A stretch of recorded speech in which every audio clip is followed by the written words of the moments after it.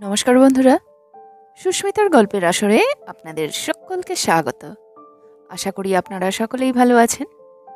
আমি আজকে পড়ে শোনাচ্ছি শ্রীমতী মহাশ্বেতা দেবীর লেখা একটি ছোট গল্প, স্তনদায়িনী। বন্ধুরা, গল্পটা যদি ভালো লাগে প্লিজ প্লিজ প্লিজ গল্পটাতে একটা লাইক অবশ্যই করতে ভুলবেন না। তো চলুন শুরু করি আজকের গল্প, স্তনদায়িনী। লেখিকা মহাশ্বেতা দেবী। স্তনদায়িনী। মাসি পিসি বনগাবাসী, বনের মধ্যে ঘর, কখনো মাসি বলল না যে খই মোয়াটা ধর। যশোদার মাসি কখনো আদর করত না অনাদর, তা যশোদার ঠিক মনে পড়ে না। জন্ম থেকেই সে যে কাঙালি চরণের বউ, হাতে গুনে যে অন্তে মরন্তে 20টা ছেলে মেয়ের মা। মনেই পড়ে না যশোদার কবে তার গর্ভে সন্তান ছিল না। মাথা ঘুরত না সকালে। কাঙালির শরীর কুপি জ্বলা আধারে তার শরীরকে ভূতাত্ত্বিকের মতো ড্রিল করত না। মাতৃত্ব সে সইতে পারে কিনা সে হিসেব কোনোদিন খতিয়ে দেখার সময় পায়নি। নিরন্তর মাতৃত্বই ছিল তার বাঁচবার ও অসংখ্য জীবের সংসারকে বাঁচাবার উপায়। যশোদা পেশায় জননী, প্রফেশনাল মাদার। বাবুদের বাড়ির বৌঝিয়ের মতো অ্যামেচার মা ছিল না যশোদা। এ জীবন পেশাদারদের একচেটিয়া। অ্যামেচার ভিখিরি, পকেটমার গণিকা এ শহরে পাত পায় না, এ রাজ্যেও। এমনকি ফুটপাত ও পথের নেড়িকুত্তা, ডাস্টবিন লোভী কাক, তারাও নবাগত অ্যামেচারদের ঠাঁই দেয় না। যশোদা মাতৃত্বকে পেশা হিসেবে নিয়েছিল। সেজন্য দায়ী হালদার বাবুদের নতুন জামাইয়ের স্টুডিবেকার গাড়ি এবং বাবু বাড়ির ছোট ছেলের ভর দুপুরে চালক হবার আকাঙ্ক্ষা ছেলেটির মনে হঠাৎই জেগেছিল। হঠাৎ ছেলেটির মনে ও শরীরে যেসব বাতিক জাগাত তা তাৎক্ষণিক পরিতৃপ্ত করতে না পারলে ছেলেটি ক্ষান্ত হতো না। হঠাৎ বাতিকগুলো ওর দুপুরের নৈসঙ্গেই জাগাত এবং বোগদাদের খলিফার মতো ওকে বান্দা খাটাতো। এ পর্যন্ত সে কারণে সে যা যা করেছে তাতে যশোদাকে মাতৃত্বের পেশা নিতে হয়নি। এক দুপুরে হঠাৎ কামের তাড়নায় ছেলেটি তাদের রাঁধুনিকে আক্রমণ করে ও রাঁধুনির পেটে তখন ভরা ভাত, চোরাই মুড়ো ও কচু শাকের ভার ছিল বলে, আলস্যের শরীর মন্থর ছিল বলে রাঁধুনিটি ল কা করবি কর বলে চিতিয়ে পড়ে থাকে। অতঃপর ছেলেটির ঘাট থেকে বোগদাদি ভূত নামে এবং সে কারেও কইও নামাসি বলে শানু শোচনা অশ্রু ফেলে। রাঁধুনিটি তাকে ইয়াতে আর কন বলনের কি আছে বলে সত্তর ঘুমাতে যায়। সে কোনোদিনই কিছু বলে দিত না, কেননা তার শরীর ছেলেটিকে আকর্ষণ করেছে জেনে সে যথেষ্ট গর্বিত হয়েছিল। কিন্তু চোরের মন বোঁচকার দিকে। ছেলেটির পাতে অসঙ্গত সংখ্যায় মাছ ও ভাজা দেখে মনে মনে প্রমাদ গণে। মনে করে রাঁধুনি তাকে ফাঁসালে সে কেচ্ছায় পড়বে। অতএব আরেক দুপুরে সে বোগদাদি জিহনের তাড়সে মায়ের আংটি চুরি করে। সেটি রাঁধুনির বালিশের ওয়ারে ঢোকায় এবং সোর তুলে রাঁধুনিকে তাড়িয়ে ছাড়ে। আরেক দুপুরে সে বাবার ঘর থেকে রেডিও তুলে নিয়ে বেচে দিয়েছিল। দুপুরের সঙ্গে ছেলেটির এহেন আচরণের সঙ্গতি খুঁজে পাওয়া তার মা বাপের পক্ষেও মুশকিল, কেননা তার পিতা পঞ্জিকা দেখে হরিশালের হালদারদের ঐতিহ্য মতে সন্তানদের গভীর নিশীথে সৃষ্টি করেছিলেন। বস্তুত এ বাড়িতে ফটক পেরোলেই ষোড়শ শতক। পঞ্জিকা ও স্ত্রী গ্রহণ এ বাড়িতে আজও আচরিত। কিন্তু এসব কথা বাইলেন মাত্র। এ সকল দুপুরের বাতিকের জন্য যশোদার মাতৃত্ব পেশা হয়নি। কোনো এক দুপুরে কাঙালিচরণ দোকানের মালিককে দোকানে বসিয়ে কোঁচার আড়ালে 4টি চোরাই সিঙ্গাড়া জিলিপি নিয়ে ঘরে ফিরছিল। প্রত্যহই ফেরে। যশোদা ও সে ভাত খায়। ছানাপোনা 3টি বিকেলে বাসি সিঙ্গাড়া ও জিলিপি খায়। কাঙালিচরণ ময়রার দোকানে তাড়ু নাড়ে ও সিংহবাহিনী মন্দিরের যাত্রীদের মধ্যে যারা হারায় মারায় কাশ্যপ গোত্র হয়নি সে সকল যাত্রাভিমানী বাবুদের সৎ ব্রাহ্মণে প্রস্তুত লুচি তরকারি খাওয়ার লুচি ভাজে। প্রত্যহই সে ময়দাটা আঁশটা সরায় ও সংসারে সুসার করে। দুপুর নাগাদ পেটে ভাত পড়লে যশোদার প্রতি তার বাৎসল্য ভাব জাগে এবং যশোদার স্ফীত স্তন নিয়ে নাড়াচাড়া করে সে ঘুমিয়ে পড়ে। দুপুর নাগাদ ঘরে ফিরতে ফিরতে কাঙালিচরণ অদূর সুখের কথা ভাবছিল এবং স্ত্রীর সুবতুল স্তনের কথা ভেবে সে স্বর্গ সুখ পাচ্ছিল।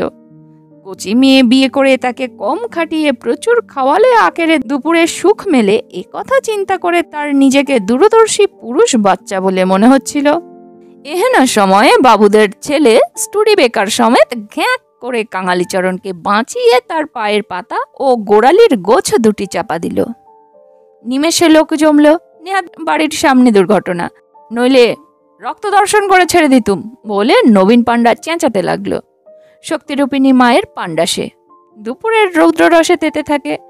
নবীনের গর্জনে হালদাররা যে যে বাড়িতে ছিল সবাই বেরুল। হালদার কর্তার স্বগর্জনে, হালা আইবুদা সার, তুমি ব্রহ্মহত্যা করবাই বলে ছেলেকে পেটাতে থাকলেন। ছোট জামাই তখন স্বীয় স্টুডি বেকার সামান্য আহত দেখে স্বস্তিতে হাঁপ ছাড়লেন এবং সেই পয়সায় ধনী কালচারের পাঠা শ্বশুর গোষ্ঠীর চেয়ে তিনি যে শ্রেষ্ঠ মানুষ তা প্রমাণ করবার জন্য মিহিন আদ্দির পাঞ্জাবির মতো ফিনফিনে গলায় বললেন, লোকটা কি মারা যাবে? হাসপাতালে নিতে হবে না? কাঙালির মনিব ভিড়ের মধ্যে ছিল এবং পথে বিক্ষিপ্ত সিঙ্গারা দেখে সে বলতে গিয়েছিল, ছি ঠাকুর, তোমার এই কাজ? এখন সে জিভ আগলালো এবং বলল, তাই করুন স্যার। ছোট জামাই ও হালদার কর্তা কাঙালিচরণকে সত্বর হাসপাতালে নিলেন। কর্তার মনে আন্তরিক দুঃখ হল। দ্বিতীয় যুদ্ধের সময় যখন তিনি ছাঁট লোহা বেচে কিনে মিত্রশক্তির ফ্যাসি বিরোধী সংগ্রামে সহায়তা করেছেন, তখন কাঙালিচরণ কিশোর মাত্র। বামুন বলে ভক্তি শ্রদ্ধা তার রক্তের পোকা, ও সেই কারণে ভোরে চাটুজ্যেবাবুকে না পেলে ছেলের বয়সে কাঙালিকে প্রণাম করে তার ফাটা পায়ের ধুলো জিভে ঠেকাতেন। কাঙালি ও যশোদা তার বাড়িতে পালা পার্বণে যায় আসে এবং বৌমারা পোয়াতি হলে যশোদাকে কাপড় সিঁদুর পাঠানো হয়। এখন তিনি কাঙালিকে বললেন, কাঙালি ভাই বাপ, ভাই বোন বাপ, আমি থাকতে তোমার কষ্ট হইব না। এখনই তার মনে হলো কাঙালির পায়ের পাতা দুটো কিমা হয়ে গেছে, ঠেকা পড়লে তো তিনি আর পায়ের ধুলো নিতে পারবেন না। ভেবে বড় দুঃখ হলো এবং কি করলে হারামজাদায় বলে তিনি কেঁদে ফেললেন। হাসপাতালের ডাক্তারকে বললেন, সব কিছু করেন, টাকার লেগে ভাববেন না। কিন্তু ডাক্তারেরা পায়ের পাতা ফিরিয়ে দিতে পারল না। খুঁতো বামুন হয়ে কাঙালি ফিরে এলো। ক্রাচ দুটি হালদার কর্তা করিয়ে দিলেন। ক্রাচ বগলে কাঙালি যেদিন ঘরে ফিরল সেদিনই সে জানল হালদার বাড়ি থেকে প্রত্যহ যশোদার জন্য সিদা এসেছে। নবীন পাণ্ডাকুলের সেজ, মায়ের ভোগের 2.5 আনার অংশীদার এবং সেই দুঃখে সে নিচু হয়ে থাকত। সিনেমায় রামকৃষ্ণকে কয়েকবার দেখার পর সে অনুপ্রাণিত হয়ে সেই মতের দেবীকে তুই বেটি পাগলি বলে ও শাক্ত মতে কারণ বাড়ির দ্বারা চেতনা নিষিদ্ধ করে রাখে। সে কাঙালিকে বলল, তোর জন্যই বেটির পায়ে ফুল চড়িয়েছিলুম। খেপি বললে, কাঙালির ঘরে আমার অংশ আছে, তার বড়াতে ও বেঁচে উঠবে। কাঙালি একথা যশোদাকে বলতে গিয়ে বলল, হ্যাঁ আমি ছিলাম না তখন, তুই ওই নবনেটার সঙ্গে লটর বটর করছিলি না? যশোদা তক্ষুনি পৃথিবীর 2 গোলার্ধের মাঝে কাঙালির সন্দেহী মাথাটি চেপে ধরল ও বলল, রোজ বাবুদের 2টো ঝি এসে এখানে শুতো আমাকে পাহারা দিতে। নবনীকে আমি আমল দিই? আমি না তোমার সতী স্ত্রী। বস্তুত হালদার বাড়িতে গিয়েও কাঙালি তার প্রজ্বলন্ত সতীত্ব মহিমার বহু কথা শুনল। যশোদা মায়ের মন্দিরে হত্যে দিয়েছে, সুবচনার ব্রত করেছে, চেতলা গিয়ে সিদ্ধি বাবার চরণ ধরেছে, অবশেষে সিংহবাহিনী স্বপ্নে ধাইয়ের বেশে বগলে ব্যাগ নিয়ে এসে তাকে বলেছেন, ভাবিসনি তোর স্বামী ফিরে আসবে। কাঙালি কথা শুনে বিশেষ অভিভূত হল। হালদার কর্তা বললেন, বুঝলি কাঙালি, হালারা অবিশ্বাসীরা কয় মায়ের স্বপ্ন দিব, তার দায় সাইছে কেন? আমি কই, তিনি সৃষ্টি করেন মা হইয়া, ধাত্রী হইয়া পালন করেন। এরপর কাঙালি বলল, বাবু ময়রার দোকানে কাজ করব কি করে? কেরাচ নিয়ে বসে বসে তো আর তাড়ু নাড়তে পারবো না। আপনি ভগবান, কত লোককে কতভাবে অন্ন দিচ্ছেন, আমি ভিক্ষে চাইনি, একটা কাজের ব্যবস্থা করে দিন। হালদার বাবু বললেন, হ কাঙালি, তোমার লাগিয়া জায়গা দেখে থইছি, আমার বারান্দায় ছাউনি দিয়া একটা দোকান কইরা দিমু। সামনে সিংহবাহিনী, যাত্রী আসে যাত্রী যায়, তুমি মুড়ি মুড়কি চিরা বাতাসার দোকান দাও। অহন বাড়িতে বিয়া লাগছে, আমার সপ্তম পুত্র, এই আবাইয়ার বিয়া, যতদিন না দোকান হয় ততদিন সিধা যাইব। এ কথা শুনে কাঙালির মন বর্ষা সমাগমে বাদুলে পোকার মতো উড্ডিন হলো। ও ঘরে ফিরে সে যশোদাকে বলল, সেই যে কালিদাসের ষোলকে আছে, নেই তাই খাচ্ছ, থাকলে কথা পেতে। আমার কপালে তাই হলো রে। বাবু বলেছে ছেলের বিয়ে মিটলে রকের দোকান করে দেবে, যতদিন না দিচ্ছে ততদিন সিধে পাঠাবে। ঠ্যাং থাকলে কি এরকমটা হতো? সবই মায়ের ইচ্ছে। রাজ খটখটিয়ে কাঙালি সুসংবাদটা আপামরকে বিতরণ করল। ফলে তার প্রাক্তন মনিব, নবীন পাণ্ডা, ফুল দোকানের কেষ্ট মহন্তি, মায়ের বাধা ঢাকি উল্লাস, সকলে বলল, আহা, কলি বললে তো হয় না, মায়ের তল্লাটে পাপের মতন পুণ্যের জয়। এ হতেই হচ্ছে, নইলে কাঙালির পা খোয়া যাবে কেন? আর হালদার কর্তাই বা বামুনের মন্নির ভয়ে এত কথা স্বীকার করবে কেন? সবচেয়ে বড় কথা, যশোদাকেই বা মা ধাই বেশে দেখা দেবে কেন? সবই মায়ের ইচ্ছে, সবই মায়ের ইচ্ছে। এ ঘোর কলিতে 5-এর দশকে কাঙালিচরণ পতিতুণ্ডকে ঘিরে 150 বছর আগে স্বপ্নাদেশ প্রাপ্তা দেবী সিংহবাহিনীর ইচ্ছা সকল এভাবে পাক খাচ্ছে, তা দেখে সকলে যথোচিত বিস্মিত হয়। হালদার কর্তার হৃদ পরিবর্তন, সেও মায়ের ইচ্ছে। হালদার কর্তা পাত্র না দেখে দয়া করেন না। তিনি স্বাধীন ভারতের বাসিন্দা, যে ভারতে মানুষে মানুষে, রাজ্যে রাজ্যে, ভাষায় ভাষায় রাঢ়ী বারেন্দ্র বৈদিক, উত্তর রাঢ়ী কায়স্থ ও দক্ষিণ রাঢ়ী কায়স্থে কাপ কুলিনে প্রভেদ করে না। কিন্তু তিনি পয়সা করেছেন ব্রিটিশ আমলে, যখন ডিভাইড অ্যান্ড রুল ছিল পলিসি।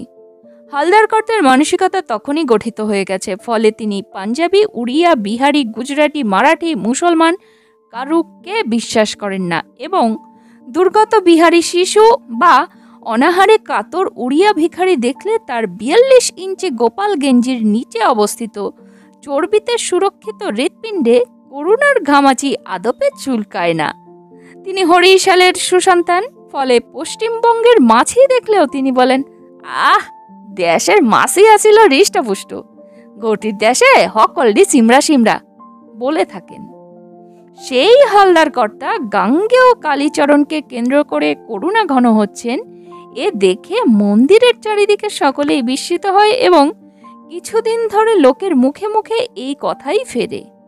হালদার কর্তা এমন ঘোর দেশপ্রেমী যে নাতি, ভাইপো, ভাগ্নেরা দেশ নেতাদের জীবনী পাঠ্যপুস্তকে পড়লে কর্মচারীদের বলেন, ঢাকার পোলা, মৈমন সিংয়ের পোলা, যশোরে পইলা, ইয়াগর জীবনী পড়ায় কেন?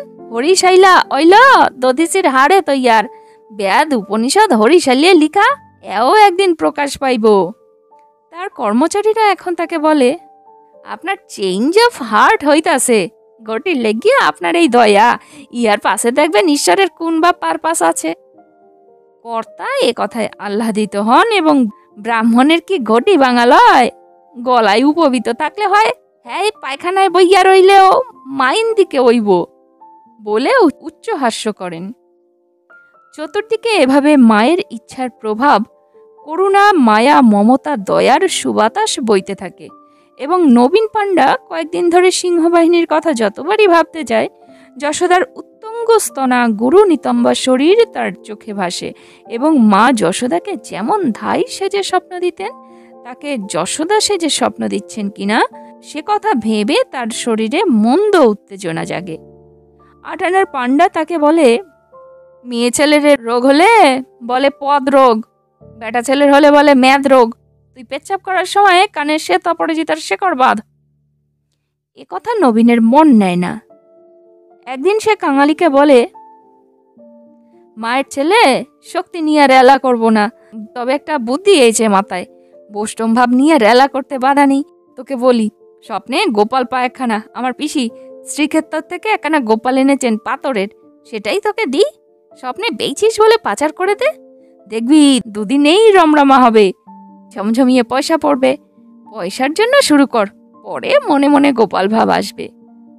কাঙালি বলেছিল, ছি দাদা, ঠাকুর দেবতা নিয়ে তামাশা করতে আছে। নবীন তাকে, তবে মর্গে যা বলে তাড়া দেয়। পরে দেখা যায় নবীনের কথা শুনলে কাঙালি হয়তো ভালো করত, কেননা হালদার কর্তা হঠাৎ একদিন হার্ট ফেল করে মারা যান কাঙালি ও যশোদার মাথায় শেক্সপিয়রের ওয়েলকিন ভেঙে পড়ে। কাঙালিকে পথে বসিয়ে যান হালদার কর্তা। কাঙালিকে ঘিরে ভায়া মিডিয়া হালদার কর্তা সিংহবাহিনীর যেসব ইচ্ছে প্রকাশ পাচ্ছিল তা প্রাক ভোট রাজনীতিক দল প্রদত্ত প্রজ্বলন্ত প্রতিশ্রুতির মতো শূন্যে মিলায় ও নিরুদ্দেশ যাত্রার নায়িকার মতো রহস্যজালের মাথায় অদেখা হয়। কাঙালি ও যশোদার রঙিন স্বপ্ন ফানুসটিতে ইউরোপীয় ডাইনির বডিকিন ফুটকে যায় এবং স্বামী স্ত্রী আতান্তরে পড়ে। ঘরে গোপাল, নেপাল ও রাধারানী খাবার তরে আখ খুঁটে বায়না ধরে ও মায়ের মুখ খায়। শিশুদের ওদনের তরে কান্নাকাটি খুবই স্বাভাবিক। কাঙালি চরণের চরণ খোয়া যাবার পর থেকে ওরা প্রত্যহ হালদার বাড়ির সিধায় ভালো মন্দ খেয়েছে। কাঙালিও ভাতের তরে কাতর হয় এবং মনে মনে গোপাল ভাব জাগিয়ে যশোদার বুকে মুখ খুঁজতে গিয়ে ধমক খায়। যশোদা একেবারে ভারতীয় রমণী, যে রমণীর যুক্তি, বুদ্ধি, বিচারহীন স্বামী ভক্তি ও সন্তান প্রেমের কথা, অস্বাভাবিক ত্যাগে তিতিক্ষার কথা সতী সাবিত্রী, সীতা থেকে শুরু করে নিরুপায় রায় ও চাঁদ ওসমানী পর্যন্ত সকল ভারতীয় নারী জনমানসে জাগিয়ে রেখেছেন। এহেন স্ত্রীলোককে দেখেই সংসারের নেলা মাকড়ারা বোঝে ভারতের সেই ঐতিহ্য প্রবহমান, বোঝে এদের কথা মনে রেখেই এই সব আপ্তবাক্য রচিত হয়েছে। স্ত্রীলোকের জান কচ্ছপের প্রায়, বুক ফাটে তো মুখ ফোটে না। পূর্বে নারী উড়বে ছাই, তবে নারীর গুণ গাই। বস্তুত বর্তমান দুরবস্থার জন্য যশোদার একবারও স্বামীকে দুষতে ইচ্ছে হয় না। শিশুদের তরে যেমন, কাঙালির তরেও তেমনি মমতা তার বুকে উছলে ওঠে। পৃথিবী হয়ে গিয়ে ফলে শস্যে অক্ষম স্বামী ও নাবালক সন্তানদের ক্ষুধা মিটাতে ইচ্ছে যায়। যশোদার এই স্বামীর প্রতি বৎসল ভাবটির কথা জ্ঞানীমুনিরা লিখে যাননি। তারা প্রকৃতি ও পুরুষ এইভাবে নারী পুরুষকে ব্যাখ্যা করেছেন, কিন্তু সে তারা করেছেন আদি যুগে, যখন অন্য দেশ থেকে তারা এই পেনিনসুলায় প্রবেশ করলেন। ভারতের মাটির গুণ এমনি যে এখানে রমণীরা সবাই জননী হয়ে যায় এবং পুরুষেরা সবাই গোপাল ভাবে আপ্লুত থাকে। সকল পুরুষই গোপাল ও সকল রমণী নন্দরানী। এ ভাবটি যারা অস্বীকার করে নানারূপ ইন্টারনাল সি, মোনালিসা, লা পাসিওনারিয়া, সিমন দা ব্যবহার ইত্যাদি পছন্দ মতো কারেন্ট পোস্টার পুরানো পোস্টারের উপর সাঁটতে চান ও মেয়েদের সেভাবে দেখতে চান, তারাও এ ভারতের ছানাপোনা। তাই দেখা যায় শিক্ষিত বাবুদের এ সকল অভিপ্সা বাইরের ছেলে মেয়েদের জন্য। ঘরে ঢুকলে তারা বিপ্লবিনীদের মুখে ও ব্যবহারে নন্দরানীকেই চান। প্রসেসটি খুবই জটিল। এটি বুঝেছিলেন বলে শরৎচন্দ্রের নায়িকারা নায়কদের 4টি বেশি করে ভাত খাইয়ে দিতেন। শরৎচন্দ্র এবং অন্যান্য অনুরূপ লেখকদের লেখার আপাত সরলতা আসলে খুব জটিল এবং সন্ধেবেলা শান্ত মনে বেলের পানা খেয়ে চিন্তা করবার কথা। পশ্চিমবঙ্গে যারাই লেখাপড়া ও চিন্তাশীলতার কারবার করেন তাদের জীবনে আমাশার প্রভাব অত্যন্ত বেশি এবং সে কারণে বেল ফলটিতে তাদের সমধিক গুরুত্ব দেওয়া উচিত। বেলফল, থানকুনি, বাসক পাতাকে সমধিক গুরুত্ব দিই না বলেই আমরা যে কত কি হারাচ্ছি তা আমরা নিজেও বুঝি না। যা হোক, যশোদার জীবন কথা বলতে বসে বরংবর বাই লেনে ঢোকার অভ্যাস ঠিক নয়। পাঠকদের ধৈর্য কিছু কলকাতার পথঘাটের ফাটল নয় যে দশকে দশকে বেড়ে চলবে। আসল কথা, যশোদা সমধিক ফাপড়ে পড়ল। কর্তার শ্রাদ্ধ চলার কালে তারা লুটেপুটে খেলো বটে, কিন্তু সব চুকে বুকে গেলে যশোদা রাধারানীকে বুকে ধরে ও বাড়িতে গেল। বাসনা গিন্নিকে বলে কয়ে তার নিরিমিষ হেসেলে রান্নার কাজ চেয়ে নেবে। গিন্নির বুকে কর্তার শোক বেজেছিল খুব, কিন্তু উকিল বাবু জানিয়ে গেছেন কর্তা এই বাড়ির মালিকানা চালের আড়তের সত্ত্ব তাকেই দিয়ে গেছেন। তিনি সেই বলে বুক বেঁধে আবার সংসার সাম্রাজ্যের হাল ধরেছেন। মাছটা মুড়োটা বলে বড় কষ্ট হয়েছিল, এখন দেখছেন উৎকৃষ্ট গাওয়া ঘি, গাঙ্গুরামের দই সন্দেশ, ঘন ক্ষীর ও মর্তমান কলা খেয়েও কোনো মতে শরীরটা টিকিয়ে রাখা চলে। গিন্নি জলচৌকি আলো করে বসে আছেন। কোলে এক 6 মাসের ছেলে, গিন্নির নাতি। এ পর্যন্ত 6 ছেলের বিয়ে হয়েছে ও পঞ্জিকায় যেহেতু প্রায় মাসেই স্ত্রী গ্রহণ অনুমোদিত, সেহেতু গিন্নির বাড়িতে একতলায় সার সার আতুর ঘর প্রায়শই ফাঁকা যায় না। লেডি ডাক্তার ও সরলা ধাই এ বাড়ি ছাড়া হয় না। গিন্নির মেয়ে 6টি, তারাও 1.5 বছরের পোয়াতি। তাই কাঁথা, কানি, ঝিনুক, বোতল, rubber cloth, baby Johnson powder, স্নানের গামলার এপিডেমিক লেগেই থাকে।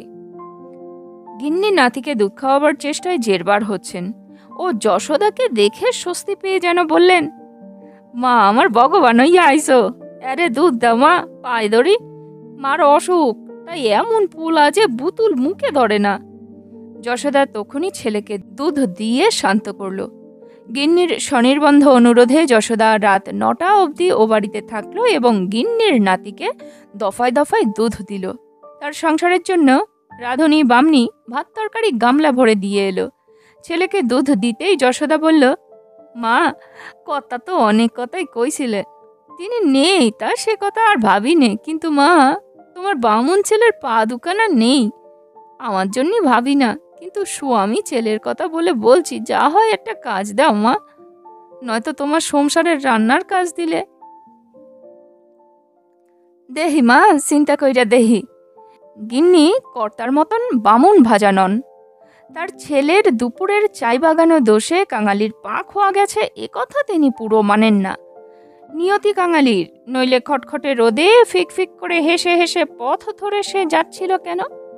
তিনি মুগ্ধ ঈর্ষায় যশোদার ম্যামাল প্রজেকশন দেখেন ও বলেন, কামধেনু কইরা পাঠাইছিল তোমারে বিধাতা, বাট টানলেই দুধ। আমার ঘরে যেগুলো আনছি তাদের আর সে কি বাগো দুধও বুঠায় নাই। যশোদা বলে, সে আর বলতে মা, গোপাল ছেড়ে দিলে, বয়স হলো 3 বছর, এটা তখনও পেটে আসেনি, তাতেও যেন দুধে বান ডাকতো। কোত্থেকে আসে মা, খাওয়া নেই, মাখা নেই। একথা নিয়ে রাতে মেয়ে মহলে প্রচুর কথা হয় এবং রাতে বেটা ছেলেরাও একথা শোনেন। মেজ ছেলে, যার স্ত্রী অসুস্থ এবং যার ছেলে যশোদার দুধ খেলো, তিনি সবিশেষ স্ত্রৈণ। অন্য ভাইদের সঙ্গে তার তফাৎ হলো, ভাইরা পাঁজি দেখে সুদিন পেলেই প্রেম বা অপ্রেমে বা বিরক্ত মনে বা কারবারের গুণচটের কথা ভাবতে ভাবতে সন্তান সৃজন করেন। মেজ ছেলে একই ফ্রিকোয়েন্সিতে স্ত্রীকে গর্ভবতী করেন, কিন্তু তার পিছনে থাকে সুগভীর প্রেম। স্ত্রী বারবার গর্ভবতী হন, সে ভগবানের হাত, কিন্তু সেই সঙ্গে স্ত্রী যাতে সুন্দরী থাকেন সেজন্য মেজ ছেলে আগ্রহী।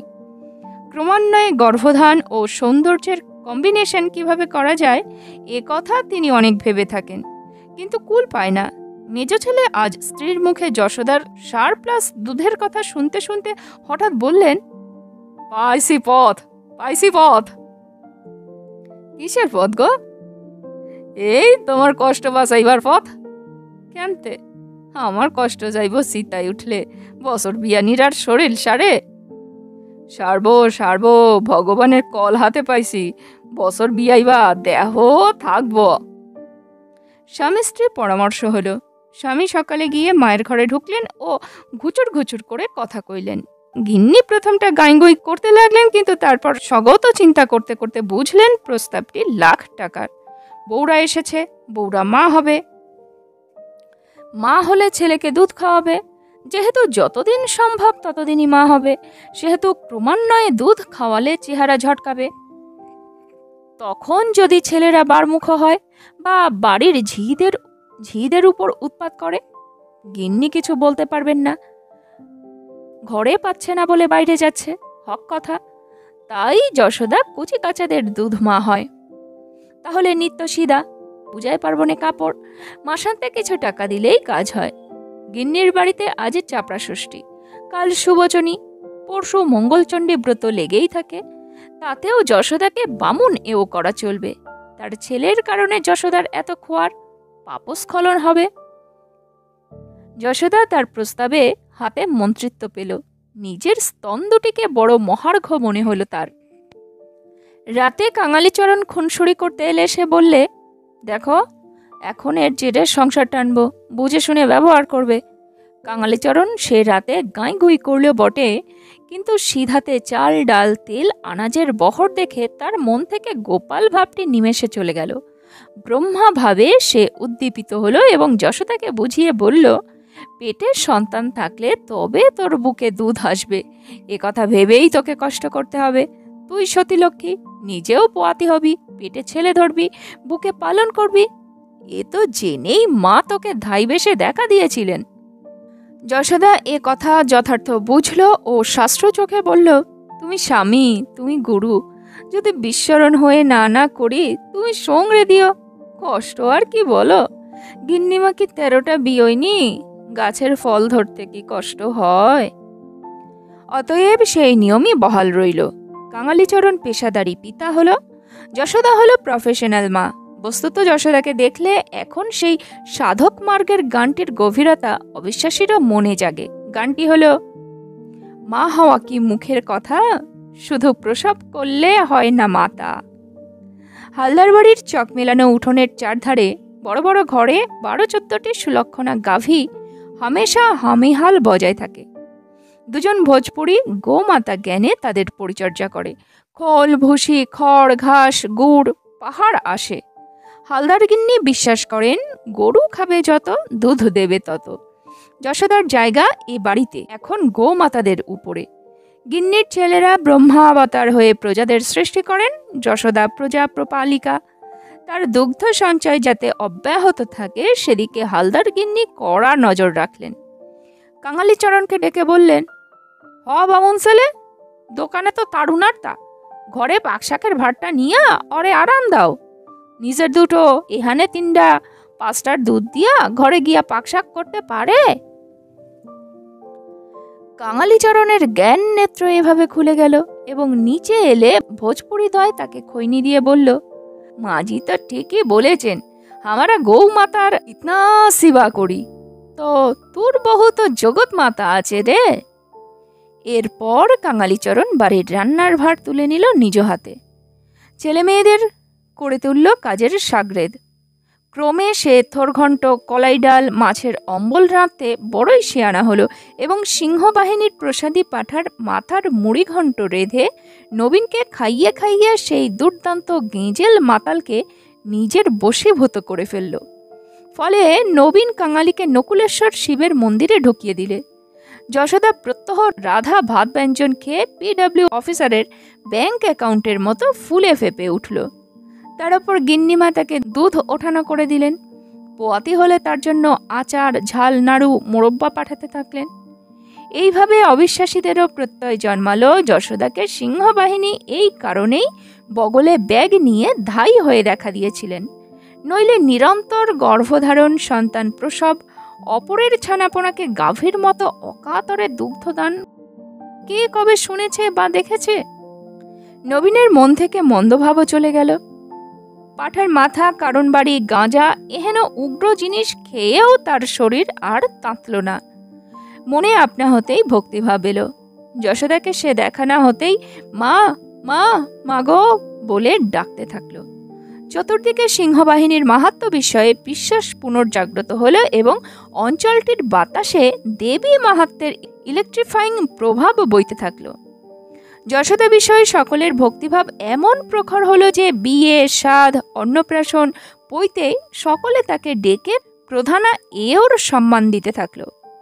যশোদার ছেলে বলে নেপাল, গোপাল, নেনো, বোঁচা, পটল ইত্যাদি সবাইকে সেই চোখে দেখতে থাকলো এবং যে যেমনটি বড় হলো পইতে নিয়ে মন্দিরের যাত্রী ধরে আনতে থাকলো।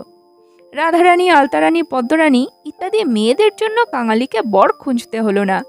নবীন আশ্চর্য তৎপরতায় মেয়েদের বর জুটিয়ে দিল ও সতী মায়ের সতী কন্যারা যে যার শিবের ঘর করতে গেল। হালদার বাড়িতে যশোদার আদর বেড়ে গেল। স্বামীরা খুশি, কেননা এখন আর তাদের পাঁজি উল্টাতে দেখলে বউদের হাঁটুতে ঠকাঠকি লাগে না। তাদের গোপালরা যশোদার জন্য লালিত হচ্ছে বলে তারা যথেচ্ছ গোপাল হতে পারেন বিছানায়। বউদের না বলবার মুখ রইল না। বউরা খুশি, কেননা দেহের ডোলটি থাকলো ভালো। তারা যথেচ্ছ মেম কাটের জামা ও বডিস পরতে লাগলো।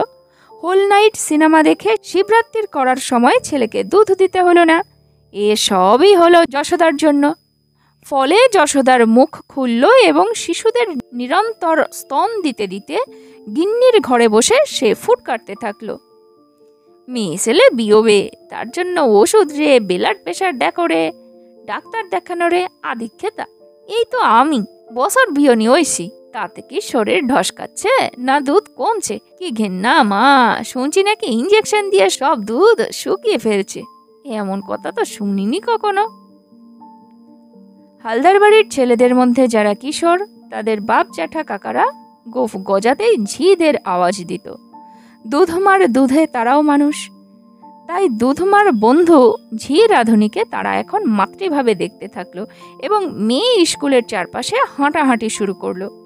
ঝিয়েরা বলল, যোশী, ভাগ্যবতী হয়ে এই ছিলি তুই, তো হতে বাড়ির হাওয়া পাল্টালো। ছোট ছেলে তখন একদিন উবু হয়ে বসে যশোদার দুগ্ধদান দেখছে। তখন যশোদা বলল, তুমি বাছা আমার লক্ষ্মী, বামুনের ট্যাং কত করেছিলে বলেই তো এসব হলো। বলো তো কার ইচ্ছে হলো? ছোট হালদার বলল, সবই সিংহবাহিনীর ইচ্ছে। তার জানতে ইচ্ছে হয়েছিল ঠ্যাং নেই তবু কাঙালিচরণ ব্রহ্মা হয় কি উপায়ে। কথাটা ঠাকুর দেবতার দিকে গেল বলে সে ও প্রশ্নটি ভুলে গেল। সবই সিংহবাহিনীর ইচ্ছে। 50-এর দশকে কাঙালির ঠ্যাং কাটা যায়। আমাদের কাহিনী এই সময় পৌঁছেছে 25 বছরে, থোড়ি 30 বছরে। যশোদা 20 বার আতুরে ঢুকেছে। শেষের দিকে মাতৃত্বগুলো বেফায়দা যায়, কেননা কেমন করে যেন হালদার বাড়িতে নতুন হাওয়া ঢুকে পড়ল। ওই 25 না 30 বছরের গন্ডগোলটুকু একটু সেরে নি। কাহিনী যখন শুরু হয় তখনই যশোদার 3 ছেলের মা ছিল। তারপর 17 বার সন্তান সম্ভবা হয়।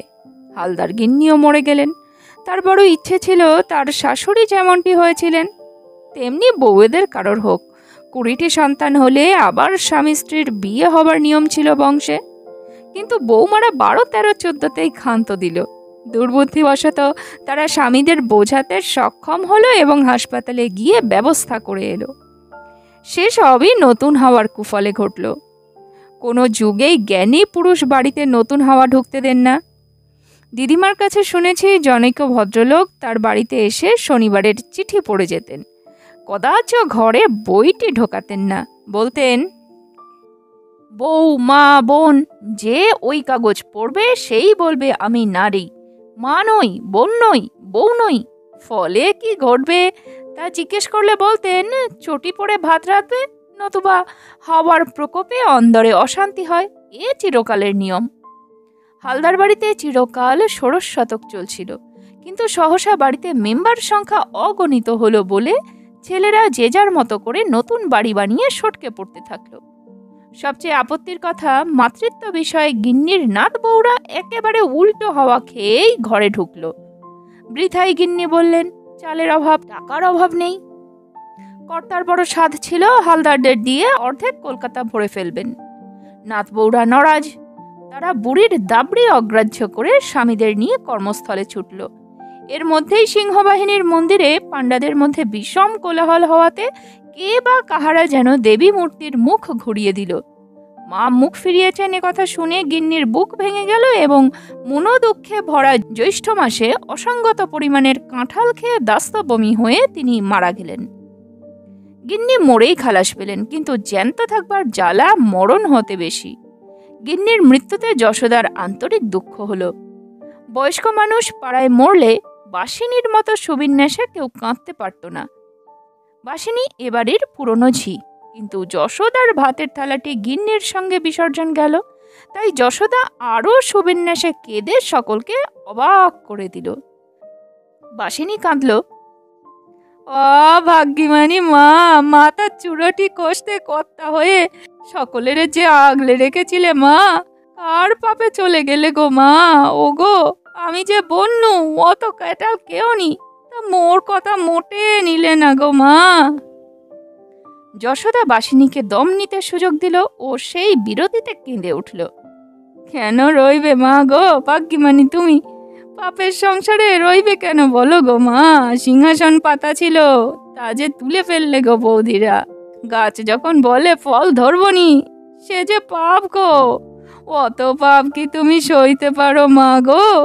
তা বাদে সিংহবাহিনী যে মুখ ফেরালো গো মা, বুঝেছিলে? পুণ্যের পুরী পাপের পুরী হয়ে গেল গো। এ পুরীতে কি তুমি বাস করতে পারো? কর্তা চলে যেতে তোমারও যে মন চলে গিয়েছিল মা গো। শরীরটা সংসারের দিকে চেয়ে ধরে রেখেছিলে বই তো নয়। বৌদিরা, আলতা দিয়ে পায়ের চাপ উঠিয়ে রাখো গো। ও পায়ের ছাপ ধরে রইলে লক্ষ্মী বাধা থাকবে গো। সকালে উঠে ও তো মাথা টেকালে ঘরে রোগ দুঃখ ঢুকবে না গো।